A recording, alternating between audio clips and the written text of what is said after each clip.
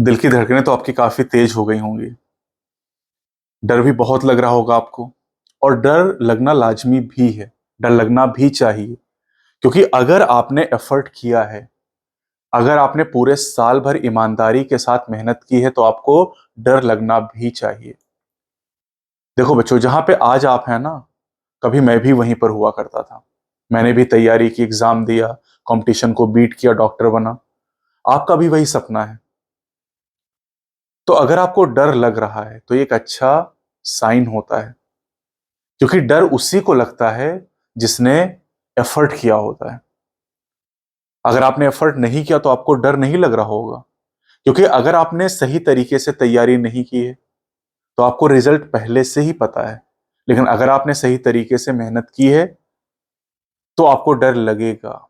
जो जितनी ज्यादा मेहनत करेगा उसको उतना ही ज्यादा डर लगेगा कि पता नहीं कल क्या होने वाला है। लेकिन अगर आपने मेहनत की तो आपकी मेहनत कभी भी बेकार नहीं होगी। वो काम आएगी आपके। तो अब इस डर को कैसे ओवरकम करना है ताकि आपके हाथ पैर वहां पर ना कांपे। ठीक है, कुछ चीजें अपने दिमाग में रखिएगा कि जो पेपर है ना, कुछ जैसे लोग कहते हैं कि पेपर बहुत कठिन आएगा, पेपर बहुत आसान आएगा। पेपर कभी कठिन या आसान नहीं होता है। देखो, उसी पेपर में एक स्टूडेंट 720 नंबर लेके आता है और उसी में दूसरा बच्चा 0 नंबर लेके आता, माइनस में नंबर लेके आता है। यानी जो बच्चा 50 100 नंबर 200 नंबर लेके आया उसके लिए तो पेपर कठिन था ना। लेकिन जो बच्चा 720 में 720 लेके आया नीट में, उसके लिए तो पेपर आसान था। तो पेपर कभी कठिन या आसान नहीं होता है। पेपर की कठिनता या उसकी जो आसानी वो हमारे ऊपर डिपेंड करती है।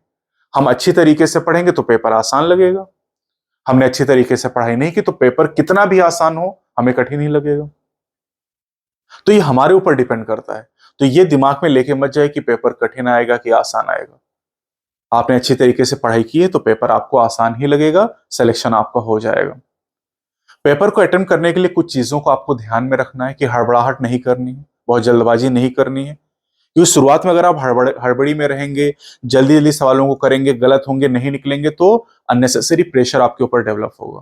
तो उसके लिए क्या करना है, आराम से आपको करना है, लेकिन बहुत आराम से भी नहीं करना है कि 200 मिनट का जो टाइम है वो निकल जाए और सवाल भी आप ना कर पाए। देखिए, 200 सवाल नीट में आते हैं, 180 आपको करने होते हैं।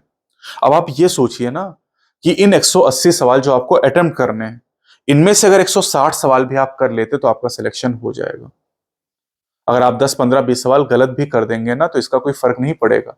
160 आपके सही हो, उसके बाद अगर आपके 10 15 सवाल गलत हो तो कोई दिक्कत नहीं होगी, सिलेक्शन आपका हो जाएगा। लेकिन अगर किसी सवाल में आपको लग रहा है, कोई सवाल ऐसा है जो बिल्कुल भी नहीं आता है, चारों ऑप्शन में कुछ आपको नहीं पता, तो उसको छोड़ के ही आइएगा, अटेम्प्ट मत करिएगा। लेकिन अगर किसी सवाल में 2 या 3 ऑप्शन में कोई कंफ्यूजन है तो फिर कर लीजिएगा उसको। वैसे सारी चीजें आपके ऊपर ही निर्भर करती हैं कि कौन सा क्वेश्चन अटेम्प्ट करना है, कौन सा छोड़ना है, बाद में मुझको गाली दो, है ना। तो ये तो मैं एक सजेशन आपको दे रहा हूं क्योंकि मैं भी उसी फेज से निकला हूं जिस फेज में आप हैं आज यहाँ पर। ठीक है, इसके अलावा मैं एक एग्जाम को कैसे करता था। मैं सबसे पहले बायो को अटेम्प्ट करता था। बायो को अटेम्प्ट करने के बाद बायो में कोशिश ये करनी कि 40 मिनट 45 मिनट में आपको वो जो 100 में 90 सवाल करने हैं, अगर 2 4 सवाल नहीं आते छोड़िए, 85 86 जो भी सवाल आपको आते हैं उनको अटेम्प्ट करिए। आप बबल फिल कर लीजिए। उसके बाद आप केमिस्ट्री में जाइए। केमिस्ट्री में 35 40 सवाल का एक टारगेट रखिए 50 में से कि इतना मुझे करना है। और इतना करने के बाद में जो आपका आंसर की है उसमें बबल आप फिल कर लीजिए। क्योंकि पूरे 200 बबल या 180 सवालों के जो बबल हैं उनके लिए आखिरी में मत रखिएगा कि आखिरी में एक साथ भर लेंगे। ये कभी कभी क्या होता है, आखिरी में 10 ही 15 मिनट टाइम बचा, बबल फिल करने में 20 मिनट का टाइम लगता है। तो एक साथ मत उनको रखिएगा कि लास्ट में पूरा 200 के 200 बबल या 180 बबल एक साथ फिल करने हैं। क्योंकि उसमें कभी कभी क्या होता है, टाइम कम बचता है और जो एग्जामिनर होता है कॉपी ले लेता है आपकी। तो आपने सही कर रखा, उसके बाद भी आप बबल नहीं फिल कर पा रहे हैं। तो बायो करिए बबल फिल करिए, केमिस्ट्री करिए बबल फिल करिए, और उसके बाद फिजिक्स जो है उसमें चाहे तो आप क्वेश्चन करते करते बबल फिल करते जाएं या 10 10 सवाल करने का बबल आप फिल कर लीजिए। मतलब ये तरीका है। बाकी तो अपने हिसाब से आप करते हैं। कुछ बच्चे ऐसे होंगे एग्जाम में जो हो सकता है पहले फिजिक्स अटेम्प्ट करते हो, केमिस्ट्री अटेम्प्ट करें फिर बायो अटेम्प्ट करें। कुछ बच्चे हो सकता है पहले केमिस्ट्री अटेम्प्ट करें फिर बायो अटेम्प्ट करें फिर फिजिक्स अटेम्प्ट करें। अलग अलग तरीके सबके हैं, अलग अलग टेक्निक है, लेकिन बेस्ट ये है कि पहले बायो को अटेम्प्ट करिए, केमिस्ट्री उसके बाद अटेम्प्ट करिए और लास्ट में फिजिक्स को अटेम्प्ट करिए। क्योंकि फिजिक्स जो होता है ना उसमें कुछ सवाल ऐसे होंगे जो आपको एकदम नहीं आ रहे होंगे, और 2 3 सवाल अगर ऐसे आपको मिल गए तो जो बायो आपको आ रही थी ना वो भी आपको भूल जाएगी।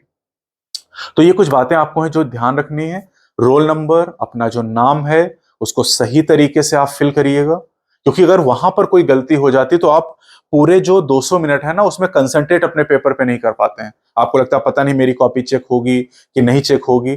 तो इसलिए ये चीज जरूर ध्यान रखिएगा बच्चों कि जो आपको आपकी आंसर सीट है, आंसर सीट के अंदर जो आपको सेक्शन दिए गए हैं कि टेस्ट बुकलेट कोड क्या है, आपका रोल नंबर क्या है ना, ये सारी चीजें आप प्रॉपर तरीके से फिल करिएगा और उसके बाद अपना पेपर अटेम्प्ट करिएगा। और अगर आपने अच्छे तरीके से एफर्ट किया है तो डर लगेगा, ठीक है, दिल की धड़कनें बढ़ी होंगी, लेकिन आपको घबराने की जरूरत नहीं है। निश्चित रूप से आपका सिलेक्शन होगा। Best of luck.